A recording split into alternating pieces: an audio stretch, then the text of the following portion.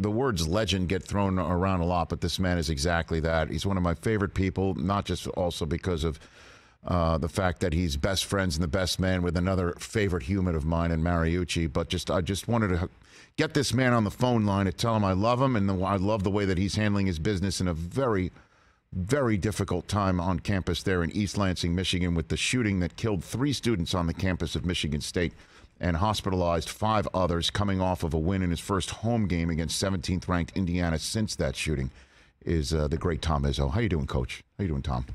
I'm good, Rich, and thanks for the kind introduction. You should know that our first game was against Michigan, and your university went out of their way to do some incredible things that night to kind of embrace the situation and understand that it could happen anywhere to any one of us, and it was greatly appreciated. Lloyd Carr came in the locker room before the game, and John Beeline, and I had gotten a nice text from Juwan Howard earlier in the week, and but former ADs, just the whole group, the students. So we always kid about our Michigan State rivalry, but you should feel very good about the way your alma mater handled things too, because it was first class. Well, I mean, I just seeing I have tears in my eyes, Tom, seeing the Spartan Strong banner in Chrysler Arena.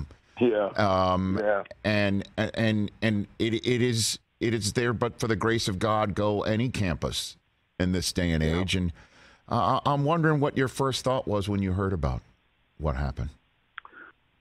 Well, I just come out of my radio show. I have it at a local restaurant here at 7 to 8. And I got home, and you're not going to believe this, but my son went to pick up his girlfriend at one of the 2 buildings. These things happened at 8:30 and at 20 after, I think is when it happened, or somewhere in that area. And he got run out of there by the police, and kind of came in here and bunkered down in Breslin in one of the luxury suites. Found a couple of our video guys were still working, and that's what they did. And his girlfriend was kind of put up in a bathroom there with a bunch of her classmates till like 12:31 in the morning. So it didn't hit home, but it hit closer to home than some, but nothing like what those kids have gone through that were there, the ones that unfortunately are victims, and the ones that I visited, the 5 in the hospital. And it's just it's something where I will give this entire country of ours, and especially Michigan, because rivalries are rivalries. You're not supposed to have banners and wear bracelets and all the things they did. But it kind of shows that everybody is worried about what's going on, especially in our educational institutions from elementary school on. And hopefully we'll move forward in trying to hold more people accountable for things, and this start going the other way instead of the way it's been going. Well, I mean, and again, just your leadership. Obviously, Coach Tucker runs the football program as well. He was, at the game last night, but I mean, you have been, so synonymous with the school, and as you know, in our day and age, sports is what binds people together and brings people together, but also places people at the forefront of a spotlight that you have been in for, 2 decades plus. Why did you feel,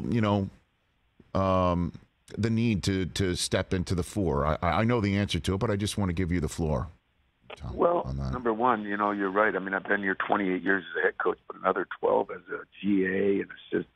So, I mean, over 2/3 of my life, I've been here. And when asked to speak at the vigil, I got to admit to you, I've gotten a chance to do a lot of things. That was a little nerve-wracking. As I thought about what do you say and how many people will be there, and then I got there, and it was an unbelievable crowd, and both community people and students and faculty and people from all walks of life, and I looked at that as an honor, as a privilege, and I said, if I mess up, I mess up, but it was an honor and a privilege to be able to help lead. And I think I learned that greatness is when the why and what you do is bigger than yourself. And unfortunately, this day and age, the why seems to be all about us. You know, it seems that's what we're kind of the Twitter way. You know, the social media way. Everything's about us. And on that given night, it was more about everybody. And I took some solace in that, and I've used that with my own team since, and hopefully we can do that moving forward. Tom Izzo, head coach of Michigan State basketball Hall of Fame coach right here on the Rich Eisen Show. What was it like on Tuesday night coaching that game? Yeah, you know, it was, after the Michigan game was pretty emotional too, because it's your rival, and they were so good to us that that's not supposed to happen either, you know. And right. And it was just surreal, but then coming home and 9:00 game, and I swear there wasn't a seat in the house. And Mike Whitson in Indiana, I got to give them a lot of credit too. They did an incredible job of showing some solidarity with us, and so it was emotional, looking at the students, the 8 seats that they set aside for the. That was something, Tom. For those who might not have seen it, will you explain what that was? That just absolutely crushed me when I saw that. Yeah, those seats. As I speak about it, it crushes me. But they held 3 seats for the students we lost, and 5 others for the students that are fighting for their lives in a hospital right now, and in the student section. And I just, that speaks on, why we go to college and why we bond together and why, it's important to stick together. I think it spoke volumes for all those things. And that was moving in itself. And so it was it was a tough night. It was a great night. We didn't start out so good. Our fans rallied us, and it was just like I said at the vigil. We got to meet the people next to you, stick to the people alongside of you, and that's kind of what we did that night. I think our fans carried us more than our team did. Unbelievable. Just as you point out, just a tough night, but a great night, a beautiful night as well. Just the showing of strength and love and outpouring, and then, I couldn't help but notice you were overcome yourself, Tom. Well, you brought up Mariucci earlier.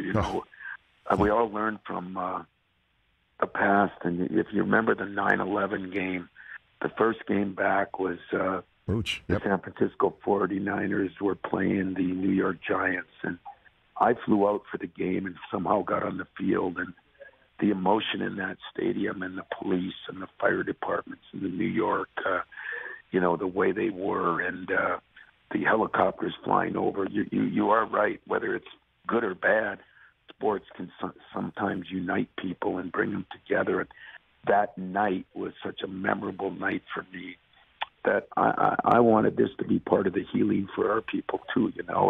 I don't want to make it like a game is bigger than life or death, but I also want all the people to know and the families to know that there are people here that care about them. And so the 9/11 thing and Mooch getting me out there kind of helped me as we move forward.